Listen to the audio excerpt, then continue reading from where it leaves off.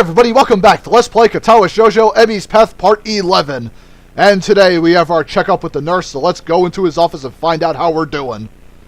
Ah, Hisao, come on in. I don't see Emi with you. She's not sick again, is she? From the tone of his voice, I don't think the nurse is expecting me to say, yes, she's ill. She said that she'd forgotten to do something and so she had to skip out, but she'll see you later today. The nurse heaves an exasperated sigh. Honestly, that girl. She's been avoiding me. Yesterday she was in and out of here without even taking off her prosthetics, and now this.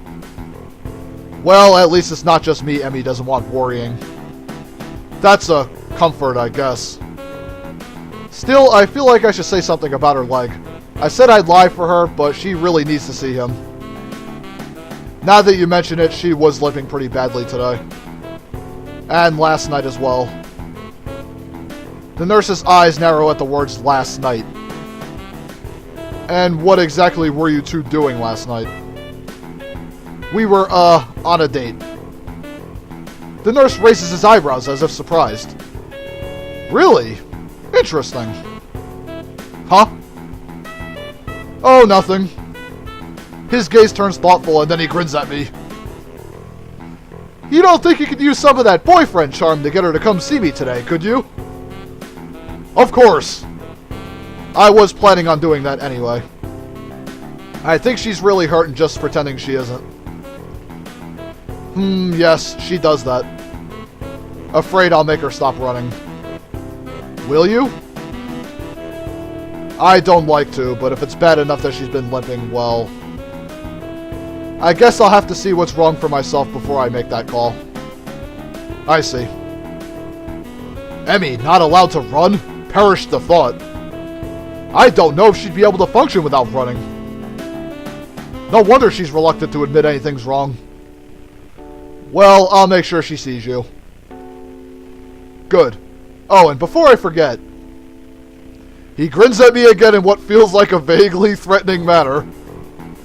Don't forget that I know what medications you're on. You be careful around Emi, got it? Wow, he looks serious too. Got it. Don't hurt Emi, wouldn't dream of it. Grand. I'd hate for you to be late. Huh? Late as in the late Hisao Nakai.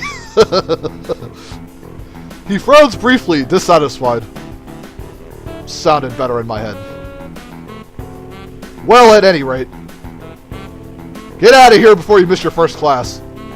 You've got things to do, I'm sure. Shoo! As I leave, I notice the nurse pulling out his phone and dialing a number. Mako, your daughter's being a pain in the ass again. I'd better head back to my room or I really will be late. Hey, wasn't he supposed to check my heart rate? The lunch bell sounds and I bring myself out of the stupor I slipped into during the morning's classes. My lack of sleep last night, coupled with the increased pace of this morning's run, has left me a little exhausted. Despite that, I find myself skipping stairs up to the roof. There's a thrill of excitement now, in addition to the pleasure one gets from eating lunch with one's friends. True, both Emi and Rin are still my friends, but Emi has become more than that now. Rin is back in her usual spot on the roof, almost as if she'd never been absent. Feeling better, I take it? A raised eyebrow is my reward for speaking. Better than what? Better than you felt yesterday.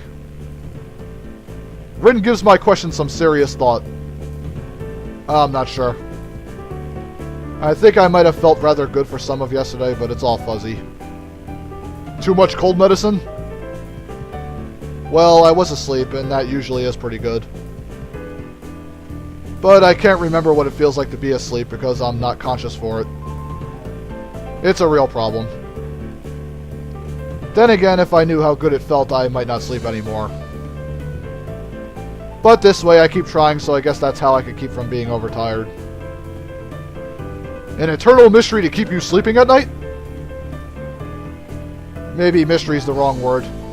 Intangibility might be the proper way to describe it. I see. No, I don't see at all.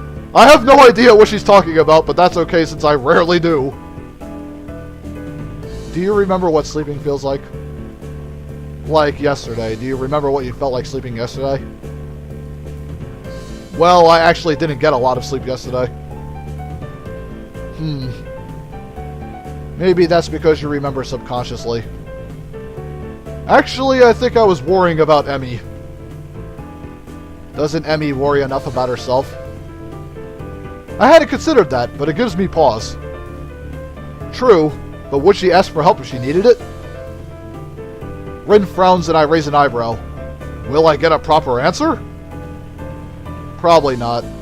Is there something she should be asking for help with? Her leg, for starters. This seems to catch Rin's interest. Leg? It's hurt, but she won't see the nurse about it. Rin shakes her head in disapproval. You have to make her. Like she makes me go to class, for her own good. Otherwise, she could lose her legs again, and that's just too weird. Losing things twice. Especially if you don't find them again to begin with. Unless prosthetics are the same as finding something. But that's a different kind of loss, isn't it? I think so. I wonder. Wonder what? Emi seems to have snuck up on Rin and me, though Rin doesn't seem especially surprised, which is itself unsurprising, I suppose. Rin manages to sit herself upright quite expertly, throwing her upper body forward and using her momentum to right herself. Your leg, how's it feel? That earns me a frown and a bit of a glare. It's okay, I think. Not worth worrying about. Tell that to the nurse. He's quite insistent that you visit him, you know. Emi pouts like I've just told her she's been grounded. He worries too much. It's not a big deal, just a little soreness. I try to resist rolling my eyes in exasperation. If it's nothing, then you should have no problem seeing him, right? Emi narrows her eyes suspiciously. Did he put you up to this? Well, maybe a little. But that's not the point. I would have reminded you to see him anyway. It would be terrible to see you really hurt and not doing anything about it. That would make it worse, and I don't really want to see you hurt, you know? Call me crazy, but I kind of would prefer to see you happy and healthy. With each statement, Emi's frown fades a little more, until eventually she's grinning, albeit a little shyly. Well, if you're going to put it that way, then I guess I'll have to see him. Otherwise, you'll keep worrying, and then I'll never hear the end of it, right? That's right. I'll keep bugging you about it, and that might put a damper on our dates. How's the food? He said, talk to the nurse, Emi. How was your day? He said, talk to the nurse, Emi. Hisao, I think I'm ready to go. I'll talk to the nurse, Emi. See? It doesn't work that well. Emi giggles at my high-pitched rendition of her own voice and gives me an affectionate shove. My voice isn't that high, jerk. I thought it was pretty accurate. I love those eyes. Emi and I stare at Rin for a while before I burst into laughter. Emi crosses her arms and huffs, mock offended. You're both jerks! Such vile calumnies from you, young woman. I'm stunned that you would call me, of all people, a jerk. Honestly, I don't know what to think. Emi sticks her tongue out at me. You ass! So, Rin, how's the art club these days? Rin, seemingly as surprised by this sudden change of topic as I am, takes a minute to think before answering. I believe it is okay. Although Nomiya keeps telling me to work harder. But I don't think he understands my methods. He always struck me as slightly creepy. Rin ponders this statement for a while. I've never really noticed. But I don't pay much attention to him most days, so maybe that's why. How often do you meet? Thinking of joining Hisao? What? Nah, I've already decided to join a club. Really? Which one? Well, it's not really much of a club, to be honest. Oh, you joined a tea club? No, I joined the science club, I think. Emi looks highly confused. We have a science club? Not really. It's just me. Hisao, that's not a club. That's sitting in your room reading books. No, I mean it's just me and Mutou. I'm just the only student so far. Mutou, really? A thought strikes her. Oh, is that what you were talking about yesterday? Your meeting with Mutou? Yeah, that was our first meeting, I guess. Emi giggles. Nerd! Pulling a page out of Piccolo's book, I see. Hey, I can't help being clever. You know, I could have used your help years ago. You should have had your heart attack earlier in life, Hisao. I laugh and then realize this is probably one of the very rare times I've laughed about my heart attack. Hindsight. Yeah. The ringing of the bell ends our conversation. Guess we'd better go. Yeah, I guess so. Come on, Rin, you too. Rin has apparently begun to doze off, so Emi gives her a sharp bump. I almost had it. Sorry, but you need to go to class. I disagree, but maybe if I nap in class, I'll get it this time. Changing location is sometimes helpful for that kind of thing. Neither Emi or I bother asking what it is. As we arrive at my classroom, Emi gives me a quick kiss and heads down the hallway, Rin in tow. I turn to enter the classroom to be met by the duo of Shizune and Misha. Oh dear. Misha seems to be fighting a losing battle to keep from breaking into a fit of giggles while she translates Shizune's latest rant. While we are pleased, nay thrilled, to see how well you've managed to make new friends and forge relationships, and with such a cutie too, He-chan. I think that last part was probably Misha. We nevertheless feel compelled to politely remind you that public displays of affection are strictly forbidden. Really? That's disappointing, Shi-chan. By Section 8 of the Code of Conduct laid out in the Student Handbook. In this case, however, ignorance of the law may be your excuse, as we are feeling lenient. And the paperwork required to punish the both of you would only add to the already mountainous volume of work which confronts us, the sole members of the Student Council. And besides, you two are adorable together. Therefore, consider this a formal warning, and please refrain from such displays in the future. At least when Shizune can see you, He-chan. This whole spiel is so patently ridiculous that I can't help but reply in the same pompous manner. Well, I for one feel enlightened. I apologize profusely for my rash actions and will strive to contain my baser impulses, which I fear impel me towards such inappropriate displays of public affection. It is hardly my wish to burden an already overworked student council with such petty matters, and will do my best to make your lives easier in this matter in the future. At least when Shizune's watching. This last line is delivered with a wink to Misha, who finally loses control of her laughter. Well said, He-chan. Chuckling a little myself, we enter the classroom. Class is uneventful, and after the final bell rings, I find myself alone with Mutou again. So, it looks like we've all assembled for the second meeting of the Science Club. Or is it the first? What do you think? Should we count yesterday as a meeting? Well, we did form the club yesterday, didn't we? That seems like club business, so we can safely call yesterday a meeting. Mutou smiles in his usual stilted and awkward way. I wonder if the muscles in his face are just not shaped correctly to let him smile naturally. You really do have a knack for this, I think. Logical thought processes, that is. I guess so. A scientist speaks with authority, Hisao. The answer here is yes, I do. When the world wants to know how it works, we tell it, even if all we've got is a decent hypothesis. But we must sound certain anyway, because we're the authorities on the subject, right? He chuckles to go along with his awkward smile at his awkward joke. I'm doing my best not to grimace, but I don't think I'm being too successful. That's entirely false, of course. We know a lot, sure, but nobody's an expert on how the world works, if only because nobody could be sure. With no certainty, there are no experts. But we like to pretend sometimes. There are some things we can be certain of, right? Yes, but no. We know gravity's there, for example. To illustrate, Mutou picks up a pencil and drops it. See, still there, but it's good to check every once in a while. That's why you'll still see researchers mucking about with gravity. We're pretty sure we know how it works, but there's always a chance that something isn't how we think it is.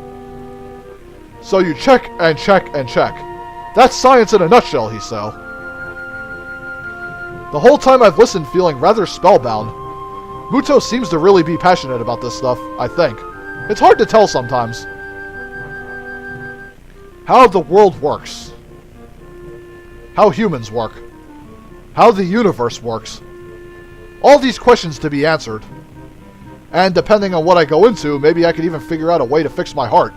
That said, I don't think that's a real priority for me. Besides, as we started discussing the book he gave me yesterday, I find myself more and more interested in that than my heart condition. Before we even realize it, an hour's gone by. Well, let's call this a meeting over for now, okay?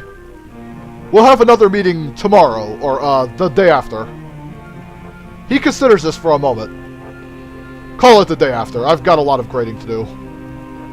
Okay, see you then. As I exit the classroom, I realize that I don't really have anything to do tonight. Emi and I didn't make plans, so I guess I'll go to the library. It beats doing homework in my room anyway. The library always seems cooler than the rest of the building. Probably to keep the books from getting damaged by excessive heat and humidity. Books are sturdy objects, but if you want to keep them in good condition, it takes a little effort. I've got several books that are so well worn the pages are barely clinging to the spine. It seems impossible for them to still be usable, but if you handle them with care... I make my way to the main desk where I spot Yuko busying herself with something or another. She smiles at me as I enter and waves. Hello, Hisao. Good to see you again. What are you looking for this time? Nothing in particular, I guess. I just didn't really feel like going back to my room is all. Yuko nods.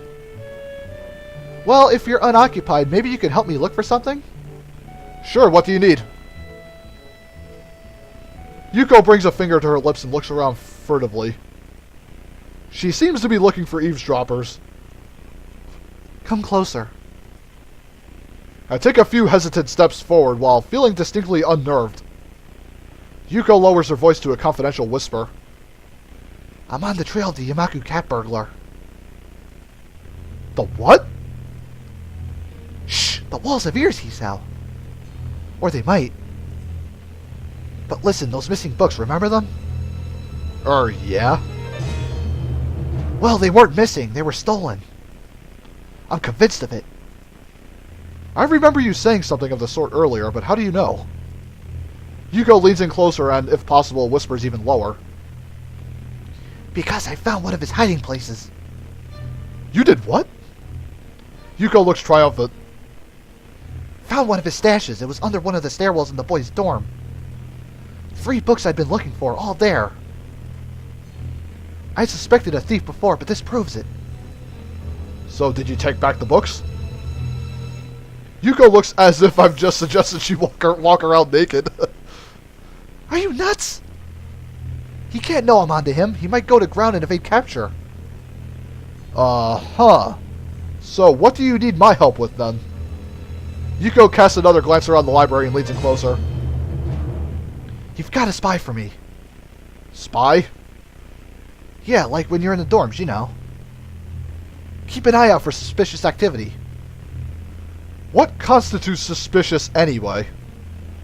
I mean, Kenji's a pretty suspicious dude, but I'll wager he barely goes to class, much less sneaks into the library to deliver books. Or to pilfer books. Still, what's the harm in saying yes? At the least it'll get me out of this weird conversation. Yeah, I could do that, no problem. Yuko straightens up and claps excitedly. Great! Now hurry up and talk about something else in case someone comes in. How's the school treating you? Pretty well, actually. I've been running in the mornings with... Emi Barazaki, right? Yeah. How'd you know? I served you two in the tea house, remember? I deduced that if you were going to run with anyone, it would probably be her. She looks pleased with herself. Impressive. Anyway, yes, we've been running in the mornings. And, we kinda started dating. Yuko claps her hands together excitedly. Really? That's great! I'll bet you two are great together. I love seeing people find one another like that, you know? I even thought to myself when you walked into the Shanghai that one time, I wonder if that kid will wind up with one of those girls. Really? Yuko doesn't seem to notice my somewhat weirded out tone and nods affirmatively. Yep, I could tell that you'd wind up with one of them, you know. I've got an eye for that sort of thing. Of course. Her expression droops slightly. I'm not so good at it myself. Aw, I'm sure that's not true. Oh, it's true. I met this guy once. We got along really great, but it turned out he was younger than me. And that was kind of weird, but not terribly so. What was really weird was that he disappeared one day, and I've not seen him since then. Huh, that does seem kind of odd. Doesn't it? I hope it wasn't something I did. I feel compelled to reassure her. I'm sure it wasn't. I intend to try and calm her down further, but the both of us jump in surprise at the ringing suddenly coming from my pocket. Yuko sighs to steady herself as I pull the phone from my pocket. I feel a little sheepish for indirectly causing the incident.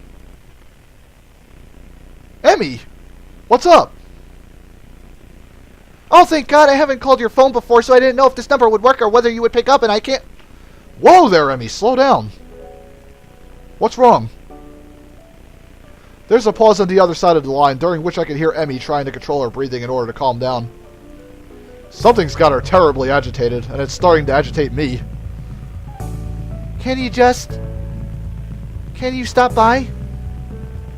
Like now, or shortly after now? I really, really need to talk to you.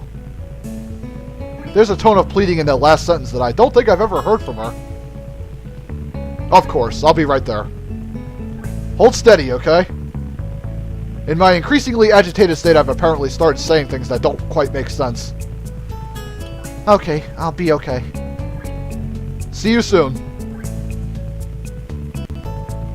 I press the button to end the call before slipping the phone back into my pocket, apologize to Yuko for running off, and run off. Perhaps at some point I would have stopped to think about the time or how suspicious it looks for a guy to enter the girls' dorm at this hour. Except right now I'm just concerned with getting to Emi and finding out what's wrong and how I can help her. I knock on the door and I am greeted with a subdued "come in." Something is very wrong as I stare at the scene before me. Emi's there, yes. But she's in a wheelchair. And her legs are missing. I glance around the room and see them sitting in a corner, looking like they've been thrown there. Emi responds to my entrance with a lopsided grin that is both pleased to see me and completely, utterly heartbroken. Hi, Hisao. It looks like she's been crying, but if she was, she stopped now. I notice that I'm a little out of breath, having taken the stairs 2 at a time in order to get here. My heart doesn't seem to mind the strain, though. I file this happy fact away for later consideration. Like when I am not staring somewhat dumbstruck at my girlfriend in a wheelchair. Realizing I've still not responded to her greeting, my brain lurches into gear. Emi? What happened? Guess I should have listened to you, Hisao. My leg's got a nasty infection. I'm not allowed to run on it for at least a couple of weeks. She gives a bitter laugh that shouldn't be coming from her. I can't even walk on it. I could have used a crutch and kept one of my legs, but I didn't see the point. Why hop? You can't run on one leg. At least this way I can still, I don't know, roll fast or something. Yeah, that's good, right? My awkward attempt to look on the bright side seems appreciated, but not really effective. Emi shrugs again. It's just kind of a nuisance. I mean, we can't even eat up on the roof now. No wheelchair access. Yeah, but that's not a big deal, right? I mean, we can still eat together, and that's the important thing. That lopsided grin again. It hurts to look at. I suppose so, yeah. But like I said, it's a nuisance.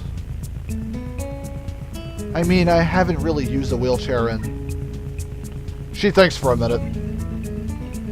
Maybe 7 years? Something like that anyway. A long time. I'm afraid I'm a bit out of practice. Well, fortunately, it's only temporary, right? Emi nods. Oh yeah, of course. It's not like I've lost them permanently. But it's a pain in the ass all the same. I nod sympathetically. There's not much else I can do after all. What am I gonna do? Say I told you so? Although I did tell her to get that leg looked at. But by the time I noticed, it was too late anyway. Do you need help with anything? Or, that is, can I help with anything? Emi shakes her head and there's a bit of her usual grin back. Nah, I can manage fine by myself. Although if you want to help me over to my bed, it would save me the trouble of rolling over there myself. I blush in spite of myself. And you know what? I'm going to cut it off here. Very big scene coming up for the next part. So, stay tuned for Let's Play Katawa Shoujo Emi's Path Part 12. When we'll help Emi over to her bed and maybe chat with her some more. I don't know. Anyways, see you then, peoples.